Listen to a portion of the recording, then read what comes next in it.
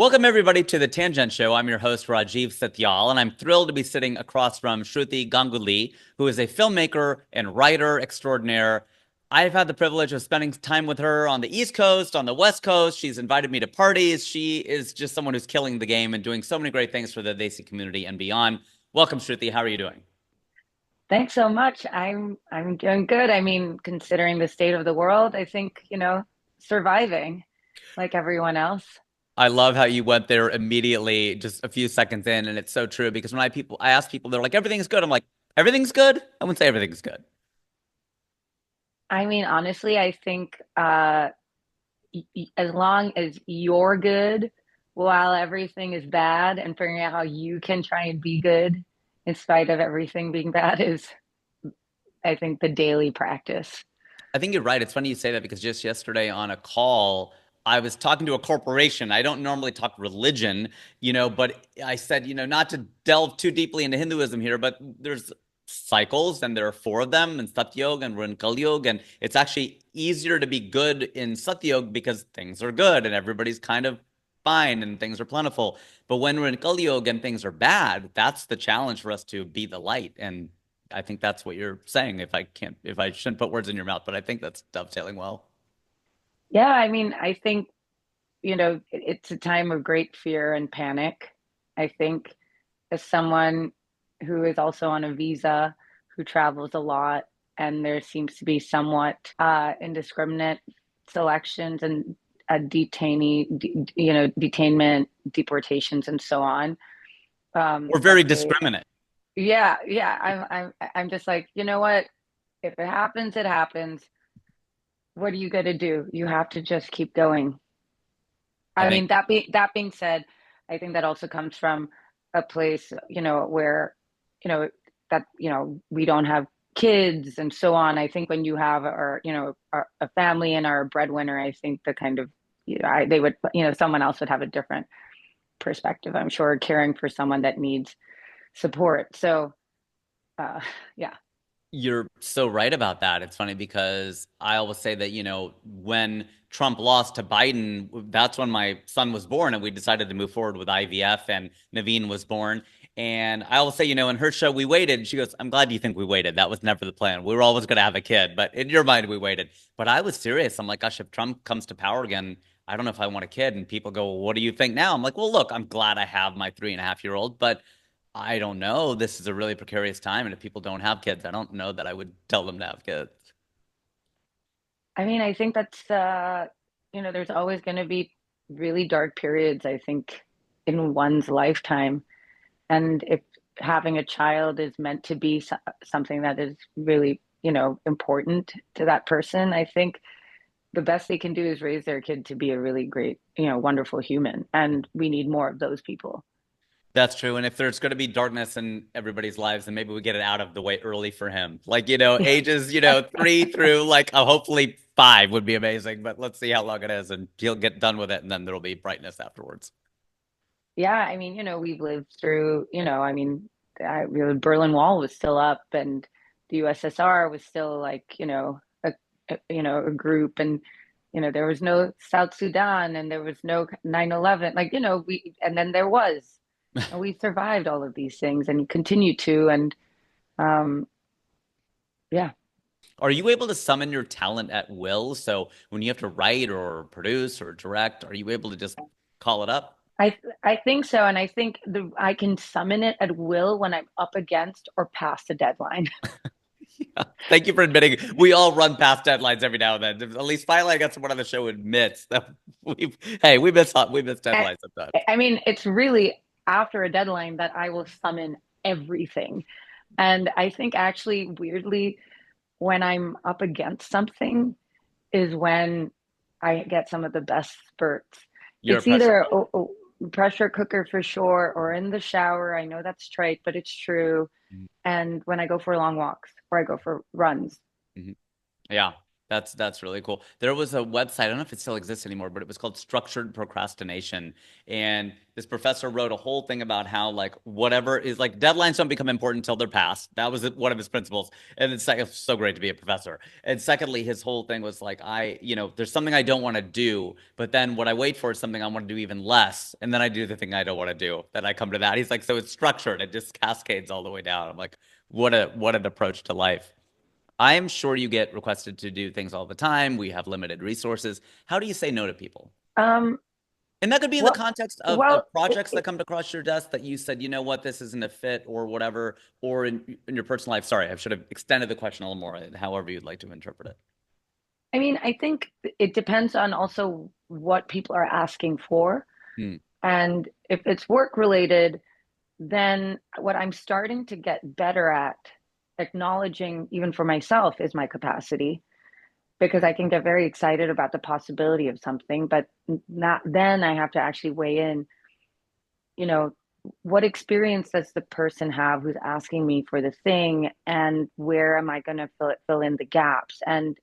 Um, and have we all done this before? Are we growing? Are we just problem solving? Is that what this project is? Like, I'm being brought into, to put out fires. Am I building with? Hmm. Am I adding to? Hmm. Is this, and I think that's a big part of, like, you know, decisions I'm going to be making. But also, what else do I have going on currently that this addition can take away from?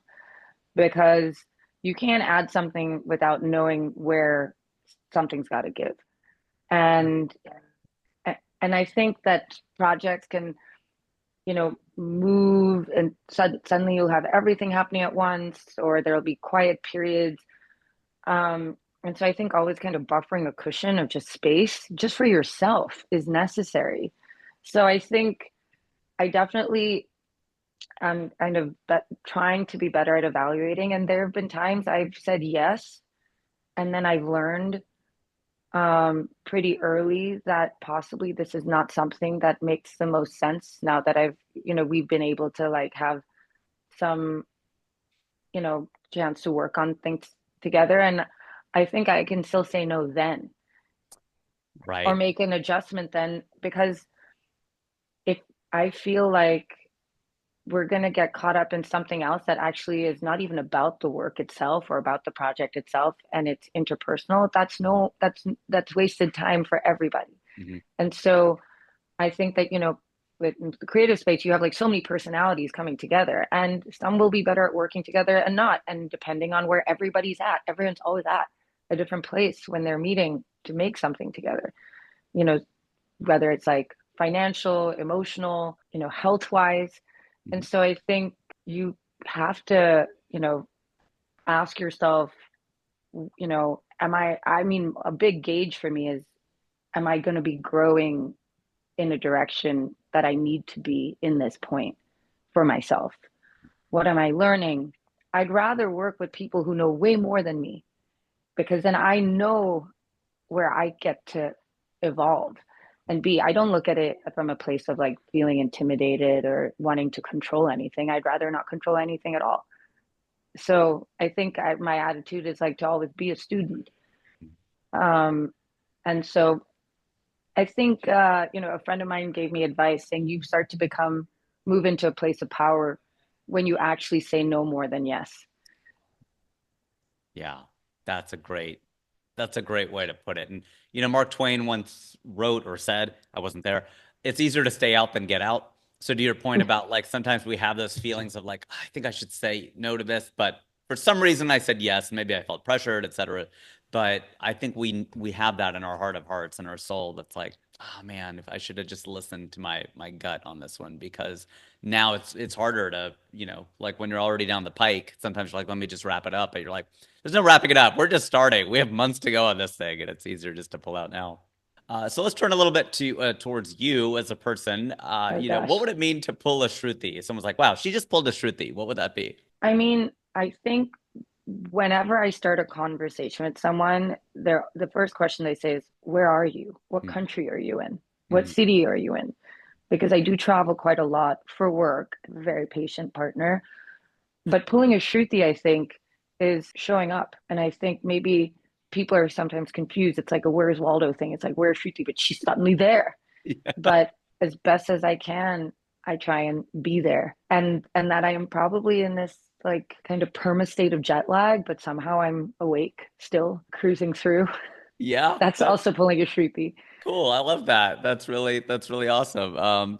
What pisses you off? Has anything ever made you so mad you endeavored to change it? Obviously, some of this is, injustice, gender-based violence. You gave us this example. You not only listened to this woman, but also you showcased her story. So that's a clear example of one of those. But if you want to share another one. Oh, what pisses me off? I mean, I don't know. I think, you know, what pisses me off is when, oh gosh, I have so many things and there's just too many things rattling in my brain. I I'm see the really gears trying, turning. Like, which one do I I, pick here? I'm really trying to pick one. What's a recent one? I know this may sound really basic and, maybe my name, Shruti, it's like refers to the truth from sound and that makes me a shitty liar. And what pisses me off are liars who think that they're good at it because I'm like, what? It never does any good. I'm like, why don't you just be really transparent and honest? And it's going to get really fucking uncomfortable for everybody. And that's fine. I love that. I think that's where truth is. And as a comedian, of course, I completely agree with you because that's where we play. We play in the things that are true, that may be painful, but are hopefully helpful. And I think that there's a three-legged stool piece of that. Like, is what you're gonna say, is it true or is it false? Is it helpful or is it harmful? Is it easy to share or hard to share? Things like that. I mean, I said, not that this pissed me off, but this is an example where, last night, my husband and I, we had dinner and we ran into someone that we actually really did not want to run into and we hadn't seen them in a long time. And my husband ended the conversation being like, "Oh yeah, next time I'm in town, I'm gonna, give you a call." And I was like, That's great. "Why would you say that? That's not I always even look at it from the true." aspect of like, oh, this is you wanted to get out of the conversation. I'm like, instead of on this trip, next time I come, I'm going to. But you're right. That's a I'm lie. like, "That's a lie." I mean, not that that pissed me off, but I'm like, Sure. I even at that point, I'm like, if it's not true, just don't say it. Hmm. Hmm. Like, don't, just don't. Yeah. There's a great Curb Your Enthusiasm where, obviously Larry David, the main character, is friends with his manager, Jeff, and he and Cheryl, his wife, are standing there and he goes, oh, do you want to have dinner before the show tomorrow night? And they're like, nah. And then Cheryl goes, we have something. And Larry goes, no, we don't have anything. We just don't want to have dinner with you tomorrow night.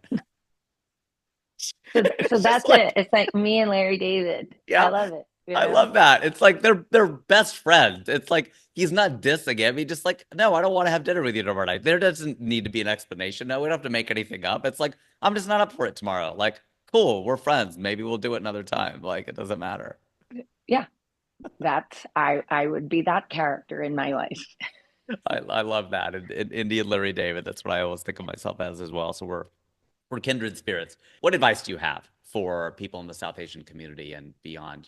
Just younger folks or really anybody. Gosh, I mean, to be honest, I think, considering the current state of political affairs, I'm deeply disappointed with our South Asian community because Okay. I think these are people who have, just, or choose to side with what they think power is, and it's white supremacy. Mm, And that's, when you think about what, the race ethnicities of like, even watching the inauguration, it's like white people and then Indian Americans, hmm. and primarily it seems. Hmm. And I'm like, my advice is don't be those people. Don't be those people. Be the people that like you made it past the bridge, or and don't remove the bridge or the ladder from behind you. Make it easier for the next generation. Send the elevator back down from the penthouse Yeah, for maybe a higher end. That's a higher end analogy than yeah, what you're, yeah, you're yeah, trying to get, yeah, but yeah, I see what you're saying. Wow, that is powerful. There are a lot of us. I mean, I gotta say us 'cause I can't say them because I'm South Asian, but a yeah, lot of us in that crew right now.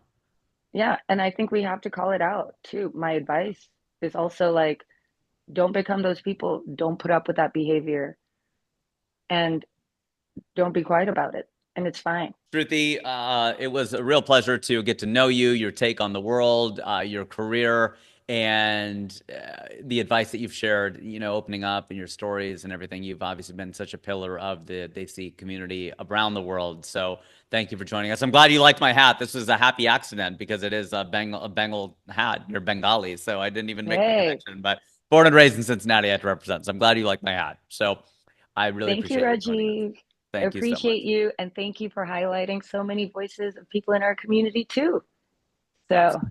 Sure. Happy to do it. So thanks everybody for joining us on this episode of The Tangent Show. I've been your host, Rajiv, and I still am.